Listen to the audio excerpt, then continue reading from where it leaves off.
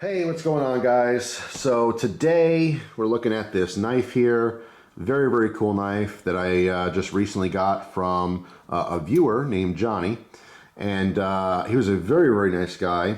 And we met under some random circumstances, and I was not prepared to receive this most wonderful gift.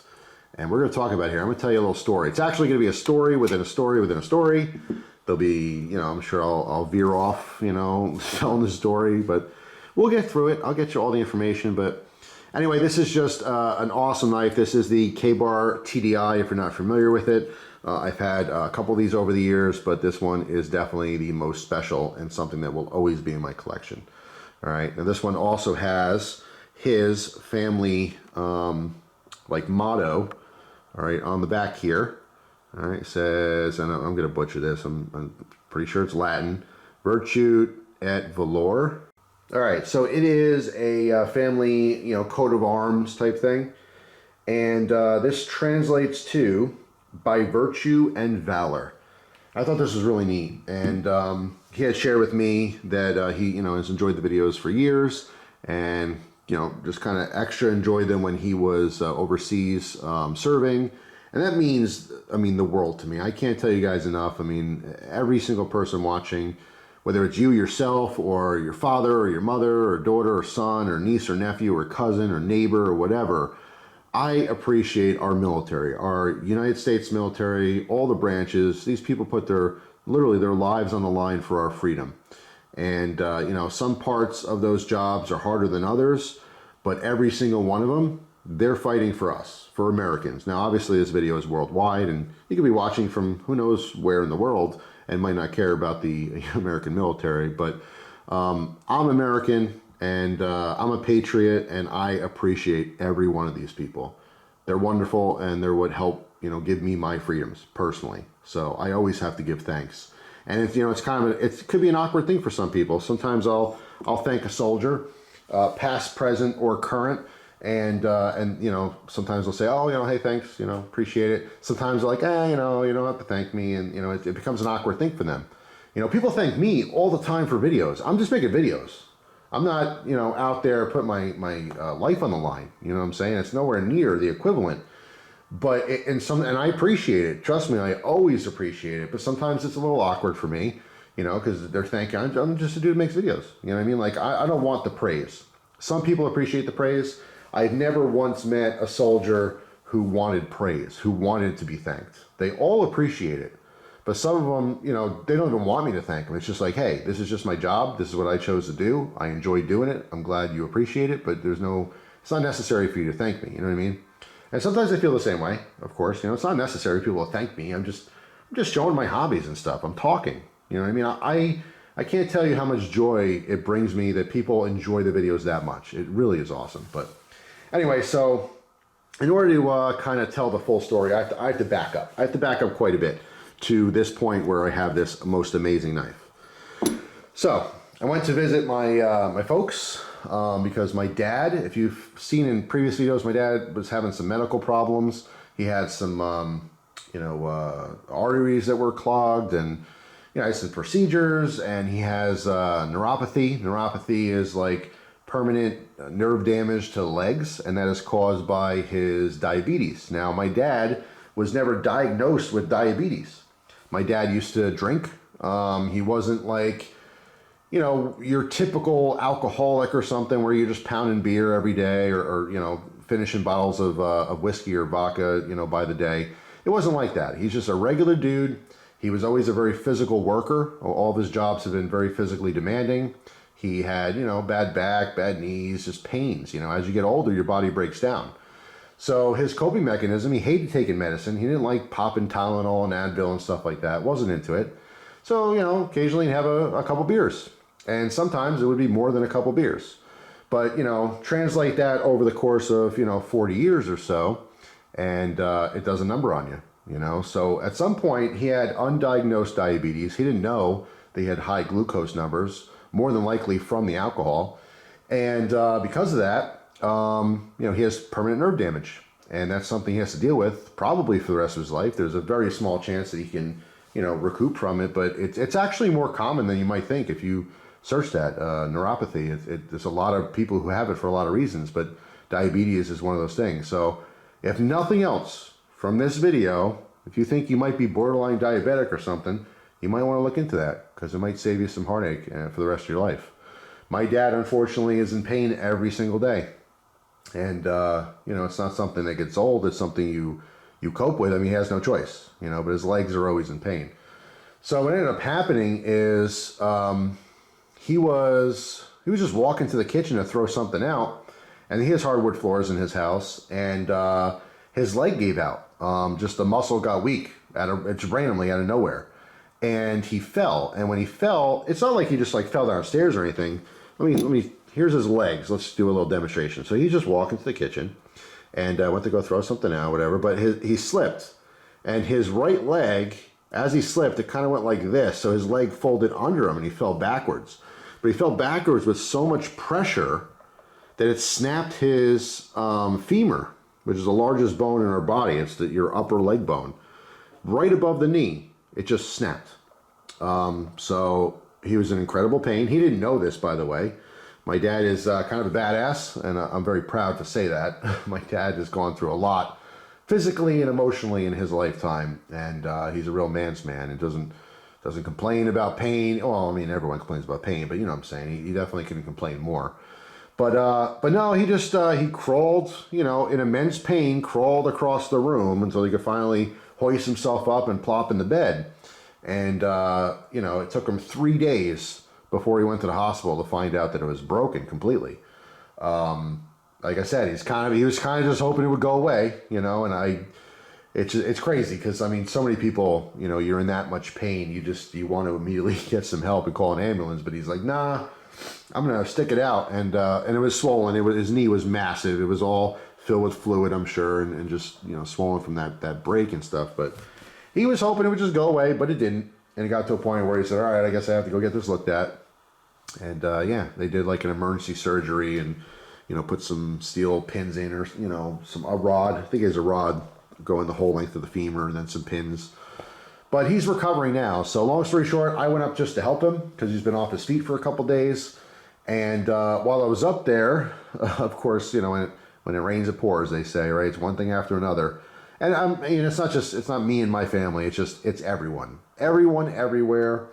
When good things happen, they're great, and you enjoy those moments. But when bad things happen, you tend to focus on them a little bit more. So one bad thing happens, and another bad thing happens, and you start focusing on it, and it's just like, it seems like it's never ending. And for a lot of people, that's what their life feels like. And that's why people have a lot of depression and anxiety, because it's just like, what's going to happen now? How can it get worse? And so many people are living with that every day of their life. They have to deal with that kind of stuff. Like, man, this happened, and this, and this, and this. When am I going to catch a break? You're not alone. If you feel like that, you are not alone. No one's catching a break. Trust me. Okay? Unless you're one of the people who won the Powerball? I didn't see if anyone won yet, but went over $1 billion or something like that. Whoever won that thing, they probably caught a good break. And not to get completely off topic here, but I always said to people, because I talk to people about it all the time, like, oh man, I wish I won that.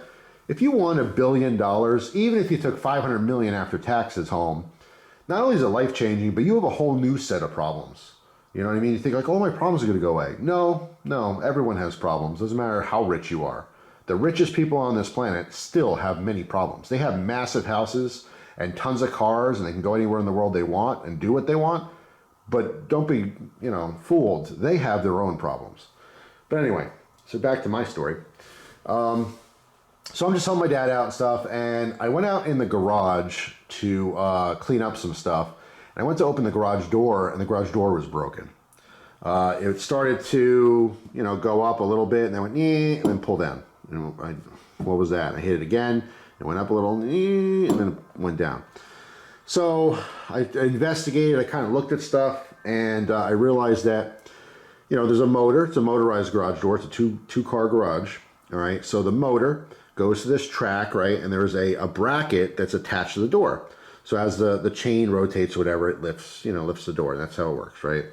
Most people probably understand how a garage door works. But the bracket that's mounted to the actual door that lifts it, it has 3 bolts in it. And 2 of them were missing. 2 of them were stripped out. So it was just holding on by one. And because of that, because the bracket was pulling away from the garage, it was creating stress, and then the system just automatically goes down. If there's any resistance, it just stops trying to pull and it goes down. So, of course, you know, I went inside, took some pictures for my dad, went inside, showed him, and he's like, ah, damn it, you know, and we got to deal with this, we got to fix this. Okay, cool. But, you know, my dad wanted it done, like, right away. So he ended up calling, you know, a company, the company that actually makes that particular garage door system. They called them, said they would come out, you know, while we were there. So I said, yeah, if you don't mind, just come out right away. And so they did. They sent a guy, and the guy's name was Johnny. And he pulled in, really nice guy, told him what's going on. He said, no big deal. I'm going to swap out the bracket. We'll just mount it, you know, slightly lower. Originally, he said he was going to put it a little bit lower so you can catch some fresh meat on the metal skin door. And he ended up using a different bracket that was actually way stronger. But so long story short, it's a quick fix, no big deal. All right, so he's done. At this point, my mom has to leave for work, so I'm in the driveway and I'm talking to my mom because she's about to leave. Just talking about helping my dad out, what he needs, whatever, before we skip out of there. And so Johnny comes over to, hey, I'm all done. I'm like, wow, that was pretty quick. It really only took like 15, 20 minutes. And it worked great and everything. But he came over, he's talking to me and he's looking at me and he's like, do you make YouTube videos? I'm like, yeah. What do you watch for? And he's like, are you CUTLERYLOVER? And I said, yeah, it's me. And so he was kind of taken back a little bit, and it's always cool. It's always cool when someone recognizes you and says hi. I always encourage it, you know, people out and about. It's happened a lot over the years, believe it or not. There's a lot of locals, a lot of people live in Pennsylvania that happen to watch the videos. And I think it's cool. I think it's awesome. If you ever see me just out and about or whatever, don't be shy. Come up, say hi. I don't bite. You know, I love to meet you. I'd love to thank you. I love to shake your hand and you know, learn who you are and know a little bit more about you. You know a lot about me. So, of course, you know, I thanked them for everything. And then, you know, we were kind of saying our goodbyes. And he got into the truck like he was leaving. And I didn't see him. So I was talking to my mom again. And he ended up coming back over. And he came back over. And he showed me this knife. He's like, hey, you want to check this out? I'm like, oh, cool, yeah. And I took it out. I'm like, yeah, this is a KaBar TDI. I'm like, I love these knives. They're awesome. I was asking him if he knew that, you know, they made a larger version too and stuff. And it was really cool. And he talked about, you know, the family crest. And it was awesome. Now, in the moment, I thought he was just showing me my, oh, by the way, I have to back up a second. So after, we talk about, yeah, I do the video stuff. And he's like, well, what's your EDC right now? And I had nothing on me. Because I was at my parents' house, my entire EDC, I actually just changed my clothes into my like dirty clothes because I was working in the garage. So all my stuff's inside. So I mean, I told them what I had, but it wasn't literally on me at that second. So I was definitely a little bit caught off guard. You know, I know people think that's funny. That's why I'm sharing that with you. I would never go out and about with nothing on me. I haven't done that since I was probably 10 years old. But it's unfortunate timing. Because I would have loved to show him the stuff, but it seemed like a little much to go inside and take all the gear out. You know, we're just having a quick conversation. So anyway, he brought this over and he showed it to me. And I said, this is a really cool knife, man. It's just awesome. And I handed it back to him and he's like, no, you keep it. And I was not expecting that. I was 1,000% shocked. And I'm like, oh, no, I can't do this. No, really, you keep that. And I'm like, dude, that's awesome. Because, you know, when this is happening, you know, I'm thinking of a million things. I'm thinking about my dad and getting better. I'm thinking about stuff I have to do on, you know, in the house and what I have to get done before I leave there because I only had a limited time to be there. And at this point, just seconds before, I'm talking to my mom about stuff too. So I have a lot of stuff in my head, and it blew me away. I was not expecting that at all. I'm like, oh, thank you so much. And I shook his hand again. Like, hope you have a safe drive back and everything. He's like, very cool. And he went around the corner. I didn't see him. And then my mom's like, oh, you know, that's really cool. I'm glad, you know, he likes your videos and stuff. But she had to skip out for work. And I went inside. And I went inside to grab my EDC knife at the time, which is a Wee knife. And I wanted to bring it out and give it to him. Because as I'm walking inside with the knife, I'm thinking like, oh, I got to give him something back. You know what I mean? I happen to not have it in my pocket. It was inside. So I went inside and I grabbed him. By the time I got outside, I saw him. He was on the road taking off. I'm like, oh, man. So first of all, if you are watching, Johnny, I would love it if you would contact me because I would love to send you something. So, and I know, you know, you're probably going to say, oh, no, you don't have to do it. Trust me, I'd love to. It would really make my day if I can give you something back for the wonderful gift that you gave me. It really would. So if you're happy to be watching this video, please reach out to me. And I told you how you can contact me when we were talking in person. So please do that. I'd love to see your message, and I'd love to hook you up with something cool. But anyway, so yeah, and after the fact, I'm thinking like, man, I'm such a shit for not giving him something. And I know it's not like that, you know, obviously, you know, people gift you, it doesn't mean they want something back, and he didn't want anything back at all. But it's just, it was a unexpected run-in with a viewer, if that makes sense. And he did a great job in the garage, by the way. He's very good at his craft. He was just in there, bing, bam, boom, done, 20 minutes, and off. But I want to make this video to share this story, to not only say I appreciate this so much, this has so much meaning. Also, you know, keep in mind, he didn't know he was going to see me. This was just his knife. This is just his EDC. And he went here, you know, like, I appreciate your videos, man. I want you to have this. That, I mean, it blows me away. The generosity completely blows me away. And like I said, I wanted to return that. I wasn't quick enough, you know, thinking and literally quick enough to get in the house, grab something and bring it back to him, because I really wanted to do that for him. I've done that before, where I've run into viewers and they've given me something. I've gotten a flashlight, I've gotten a folder from someone, and in the moment, I have my EDC on me, so I'm like, dude, listen, take this, you know, like you're gifting me something, I'd love to give something back. Because knives come and go, you know what I'm saying? You guys know, like, I had my my Evans Companion. That was the coolest knife in the world. I gifted that to a friend because I wanted him to really enjoy that. It was a very hard knife to obtain. Even today, it's extremely hard. And I love that he has that, you know what I mean, has that little memory.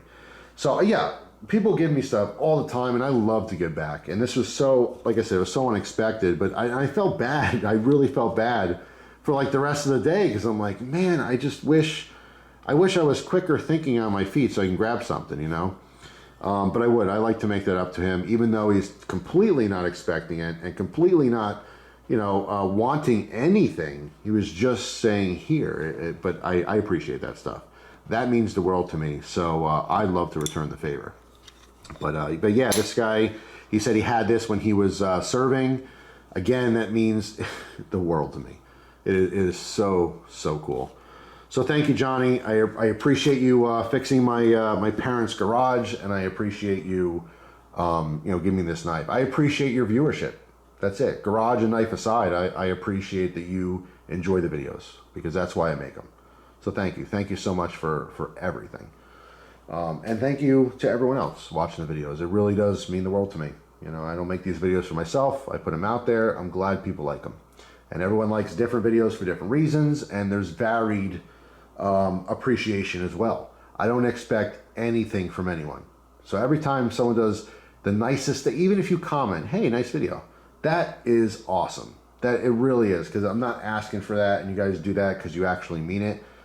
From that all the way up to if someone ever gave me $1 million, and I know it sounds crazy, but the hey, nice video and the $1 million, they're on the same playing field. Those are just two different ways to say, here, thank you. And I appreciate it all, and everything in between. So that's it for this video. Hopefully you guys enjoyed the little story time. My mom, I have to say, what the coolest thing too is my mom almost got teary-eyed. And she said, I'm so proud of you. And geez, that almost got the waterworks going and stuff. And my mom's always saying stuff like that. But it was just like, she was so impressed to see some stranger, you know, who likes my videos and stuff. She was a very proud mommy, and of course my dad, same thing. He was very proud of me for that. So that, like I said, that's just like another layer. It's icing on the cake of an already really awesome moment. But yeah, so that's my story. I thought I'd share it with you. It was very cool. So this one will always be in the collection. Obviously you can see the use on this guy. It's just awesome. It's a fantastic knife, by the way, for utility or for self-defense. I always recommend these if you happen to be military, police, specifically police officers. If you happen to carry a firearm, these make great retention weapons. So what I mean by that is, if you're a righty and you carry your gun on your right-hand side, you carry this on your left-hand side, whatever is comfortable for your particular situation. But the idea is that if you are in some altercation and someone goes for your gun, if you, like, you know, naturally to defend yourself, you're gonna like kind of lift your whatever garment you have. If you're concealed carrying, you lift your shirt up, whatever, you go for your gun. People see that. And it's a little more common than you might think, is that you might get into a situation where you're going for your gun, but they're close to you. So what do? They see the gun as you're trying to get out. They're not going to let it get it out and shoot them. They go for it. They, oh my God, this guy's got it. So they lunge forward. Now you're fighting. Now you're both wrestling over your gun. So the idea is on your off side, okay, if you're righty, on your left side, you retrieve your knife, your retention knife, and you do whatever is necessary, okay, to get that person off of your gun, okay, so you can access your gun for something that's a little bit more capable. Now, that being said, knives are even more capable, in my opinion, being the knife guy, up close. But a gun is a lot easier to use and a lot quicker, and there's not any thought that goes into it, okay, unless you're a professional knife fighter and you have all that stuff in your muscle memory. This is basically a slash and poke tool to get them away from you far enough so you can draw your gun and use that. But anyway, that's a fantastic option, whether you have it in a forward grip like this, or of course you can hold it in a reverse grip, almost like a karambit because of that angle. Personally, if you have no knife experience, I would go with a forward grip because it's just natural to punch, and you could just do that. Just hold in your hand, pretend it's not even there, and just, you know, fight like you normally would with closed hands, with, you know, empty hands, and that would be pretty devastating.